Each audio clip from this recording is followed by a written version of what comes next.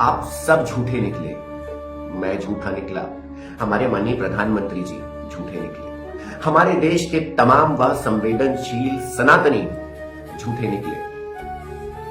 हमें लगा कि वो जो 26 बलिदानी जिन्होंने अपने प्राण त्यागे हैं, जिन पर कायराना हमला हुआ है, उनके नाम कुछ और हैं, किंतु हमारे सामने नया नाम लेकर आ रहे हैं रायपुर छत्तीसगढ़ क्रिश्चियन फोरम के अरुण पन्नालाल, जिनका कहना है कि वो जो 26 मृत्यु हुई, जो जाने गई, वे सनातनी नहीं थे। उनके नाम ध्यान से सुनिएगा।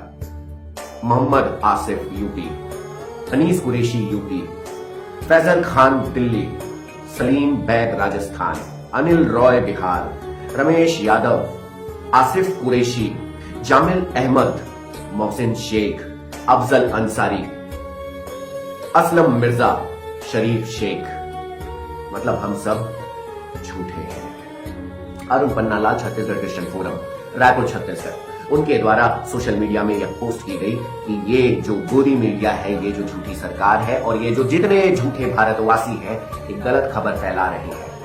पहलगाम में जो कायराना हमला हुआ, उसमें जिनको बलिदान देना पड़ा, उनका नाम कोई सनातनी नहीं, वे मुसलमान है। मैं यहाँ पर हिंदू मुस्लिम करने नहीं आया, ना ये मेरे चरित्र का, मेरे व्यक्तित्व का अंश है। मानवता ही सबसे ऊपर रहती है। किंतु यहाँ ध्यान से सुनिएगा बात को। यहाँ यह व्यक्ति, यह अधर्मी आज यह कह रहा है कि पूरा देश झूठा है। और तो और 26 नामों की सूची उन्होंने जो जारी की, उस सूची में हमारे प्रदेश छत्तीसगढ़ की राजधानी के दिनेश भैया, दिनेश मिरानिया जी का नाम तक नहीं है। और आप सबको ये जानकर बेहद दुख होगा कि जिस घर में शोक अब तक समाप्त नहीं हुआ है, जिस घर में एक अर्धांगिनी के अश्क अब तक सूखे नहीं है, उनके घर में फिर से दुख पहुंचाने का कार्य कर रहे हैं ये हमारे दिनेश भैया बलिदानी।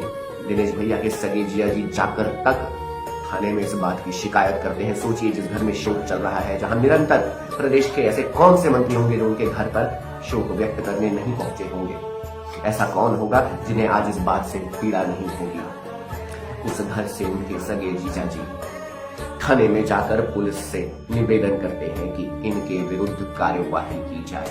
बावजूद इसके आज प्रशासन मौन है। बावजूद इसके आज अरुण पन्नालाल जैसे अधर्मी, जो पूरी कम्युनिटी की आड़ में छुपकर बैठे हैं। मैं बता दूं, ये सारे क्रिश्चियन कम्युनिटी के लिए बहुत स्पष्ट सा संदेश है। जो हमला आज अरुण पन्नालाल पर हो रहा है, उसको ये मोड़ना चाहते हैं क्रिश्चियन कम्युनिटी की ओर, ये कम्युनल वॉर क्रिएट करना चाहते हैं। मैं चेता दूं आप सभी को, क्योंकि आज आप अपने बल को अगर गलत जगह पर उपयोग करेंगे, विश्वास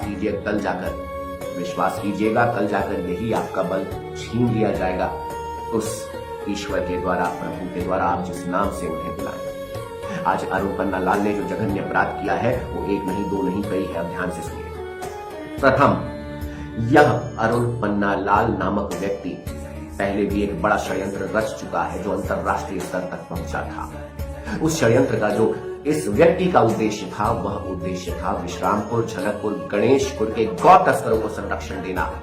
क्योंकि हमें अपने सूत्रों से पता चला है कि इन्हें गौ तस्करी का, गौ कशी का धन भी आता है। क्षमा किया जा सकता है उसे, जो अनजाने में गलती करे, क्षमा किया जा सकता है उसे जो कहीं ना कहीं विवशता में कोई अपराध कर बैठे, किंतु बार बार निरंतर की जाने वाली भूल नहीं, अपराध की श्रेणी में आता है। और अपराध की सीमा लांघ चुके हैं अरुण पन्नालाल। कल 28 अप्रैल को हम पहुंचे थे हमारे बलिदानी के जीजा जी एवं उनके परिवारजन के साथ आजाद चौक थाने, जहां पर वहां के CSP के द्वारा यह प्रश्न उठाया गया किनसे, उनके जीजा जी से, कि क्या आपका परिवार इसको लेकर सहमत है। ये ठीक वही डराने वाली बात हो गई कि एक बच्ची जब थाने पहुंचती है और थानेदार कोऑपरेट करने की जगह जब उसके साहस को तोड़ने का प्रयास करता है, क्या तुम्हारे घर पे मालूम है तुम शिकायत कर रहे हो। कायदे से क्या बनता है कि नहीं, आप साहस रखो, आपके साथ गलत हुआ है, हम आपके साथ हैं। आपके घर वाले सहमत नहीं तो हम सहमत करेंगे। वह ये आशा रख रहे थे कि उस कठिन क्षण में, क्या उस माहौल में, उस परिवार से बैठकर इस बात पर चर्चा की जाए। क्या यह पर्याप्त नहीं था कि उनके सगे जीजाजी वहां आकर आपसे निवेदन कर रहे हैं उस शोक के माहौल से बाहर निकलकर। ये निंदनीय है, मैं पुलिस प्रशासन से कहना चाहूंगा, जब हायर अथॉरिटी से स्पष्ट आदेश आ चुका है कि अरुण पन्नालाल को गिरफ्तार किया जाए, तो पुलिस प्रशासन मौन क्यों है? क्या कीमत है? भय की या धन की? स्पष्ट सवाल, सीधा सवाल। क्योंकि अगर हायर अथॉरिटी की बात है तो प्रभु आशीर्वाद से चाहे जो आप किसी भी मंत्री की बात करें, उन सभी मंत्रियों को व्यक्तिगत रूप से मैंने और हमारे साथियों ने बहुत समीप से जाना है। कल हम 400 से 500 लोग निरंतर, कल का क्रम मैं आप सभी के समक्ष रखना चाहूंगा। हमने सर्वप्रथम जाकर उनसे निवेदन किया कि यह कार्यवाही कर दीजिए, यह कारण है और कारण बिल्कुल जायज है, इस पर धारा भी बनती है, इस पर अपराध भी बनता है, किंतु बावजूद इसके उल्टा प्रयत्न किया गया यह बताने का कि नहीं, ये कहीं से क्या कुछ प्रेशर, ये क्या प्रेशर है हम जानना चाहते हैं। यह भी कहा गया कि अरे आप ही के लोगों के द्वारा, अरे हमारे लोग क्या, हमने स्पष्ट कहा हम केवल न्याय को जानते हैं और अगर कोई है तो उनका नाम उजागर किया जाए, हम भी जानना चाहें ऐसा कौन गद्दार है, ऐसा कौन गद्दार है जो ऐसे गद्दार को शय देना चाहता है? कौन है वो गद्दार? जरा हमें भी उनसे मिलाएं, हम भी जानना चाहेंगे कि हमारे देश में, हमारे बीच ऐसा कौन अधर्मी है जिनको ये इतना बड़ा अधर्म नजर भी नहीं आ रहा और उनको संरक्षण दिया जा रहा है।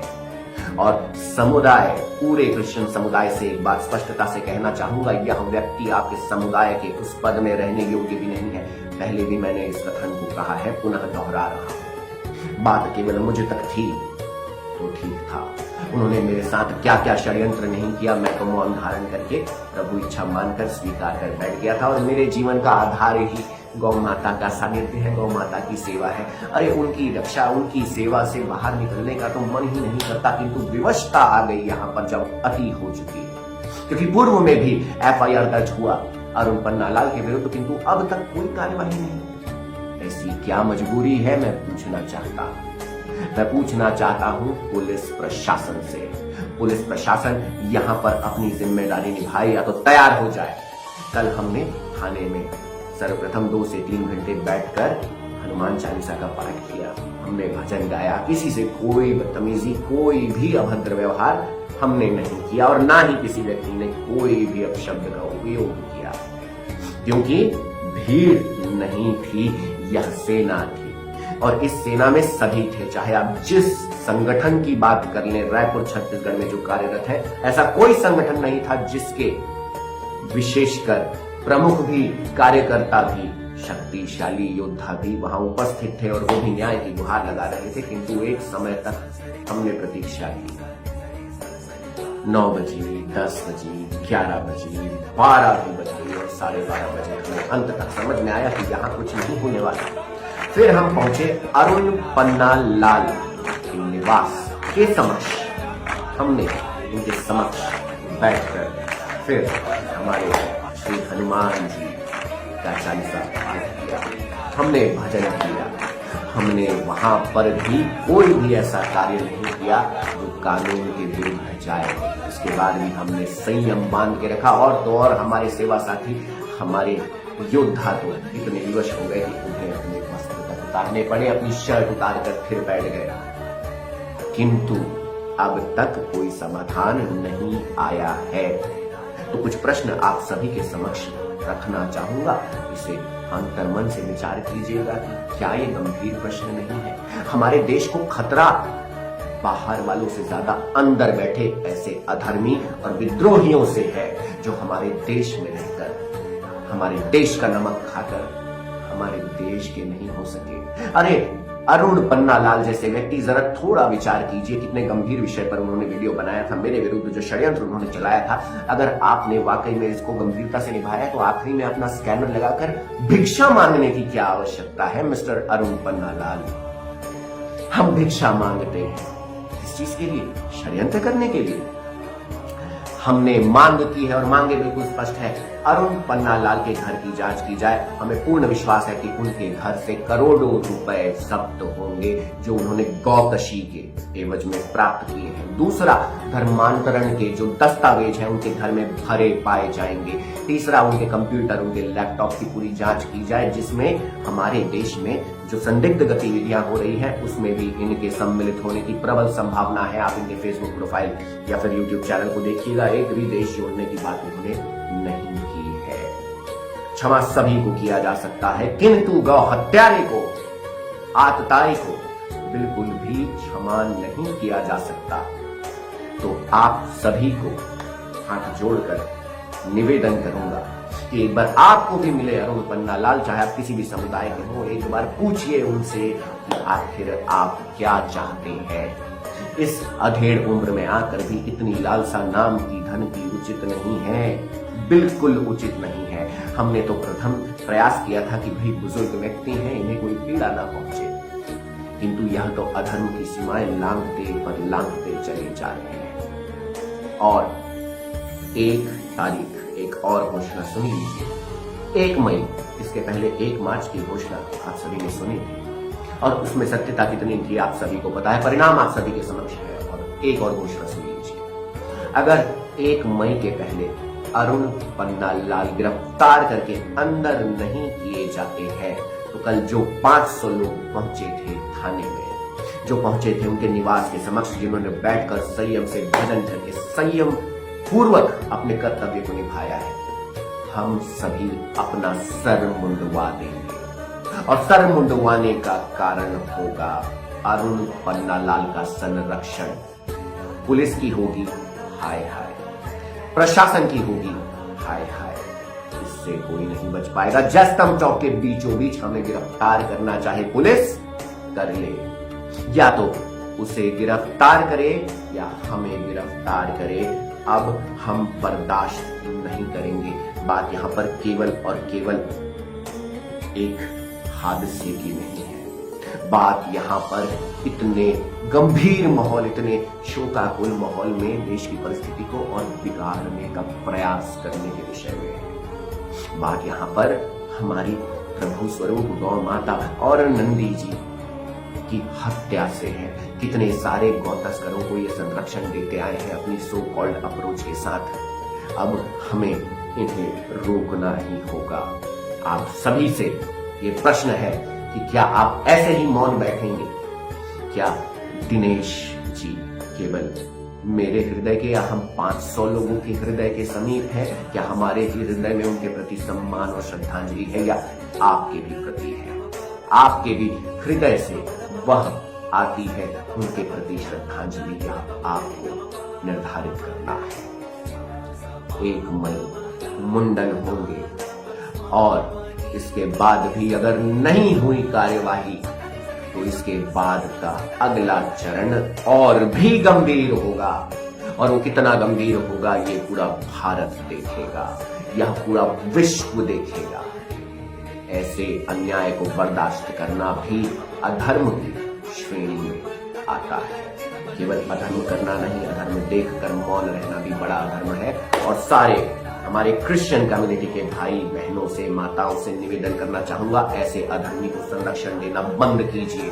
यह केवल अपना नहीं, आप सब की भी बदनामी कर रहे हैं, अपने पाप कर रहे हैं, अपने ऐसे अधर्म कर रहे हैं, अपना धन भर रहे हैं, किंतु आपको ये भिड़ा रहे हैं और 2 कम्युनिटी को लड़ाने का प्रयत्न कर रहे हैं। पूरे कथन जो कल हुए और जो आज हुए, पूरे कथन में आप निकाल कर देख लीजिए, मेरा और हमारे सभी सेवा साथियों का किसी के भी मुंह से कोई ऐसा वाक्य नहीं निकला जिससे 2 कम्युनिटी के बीच डिस्टेंस बढ़े या समस्या पैदा हो। हम समाधान की बात करते हैं, हमारे प्रभु श्री राम मर्यादा सिखाते हैं, हमारे श्री कृष्ण हमें प्रेम सिखाते हैं, हमारी गौ माता हमारे हृदय में करुणा का भाव देती है। तो उसी प्रेम से हमने अब तक इस कार्यवाही को किया है, किंतु हमारा ही धर्म सिखाता है कि जब अधर्म सीमा लांघ दे तो उसके लिए अगर युद्ध भी करना पड़ जाए तो वो सबसे बड़ा सत्कर्म है। भारत माता की जय, गौ माता की जय। राधे राधे, गौ प्रणाम, जय श्री राम।